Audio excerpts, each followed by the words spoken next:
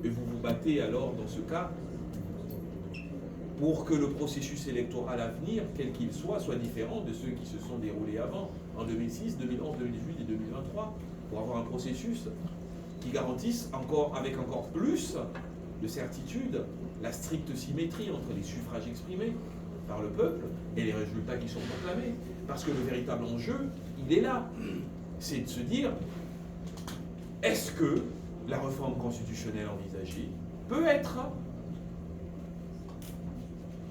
un moyen qui garantirait, ou qui nous garantirait, un processus électoral encore plus transparent. Et qu'effectivement, moi, monsieur le grand opposant, qui pense avoir la majorité des Congolais du centre, du nord, du sud, de l'est, de l'ouest avec moi, j'aurai la garantie d'être le prochain président élu de la République démocratique du Congo.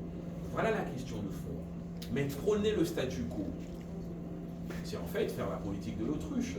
Parce que, en l'état actuel, de toute façon, de notre architecture institutionnelle, constitutionnelle et textuelle, l'opposition ne peut pas gagner une élection. Parce que la prochaine CENI, si on s'en tient au texte en vigueur, sera, au regard du nombre d'élus à l'Assemblée nationale et au Sénat, composée plus que hier de manière déséquilibrée. On a plus de 450 députés issus d'un seul camp politique. Et les textes actuels sont clairs. C'est eux qui doivent composer la Commission électorale nationale indépendante.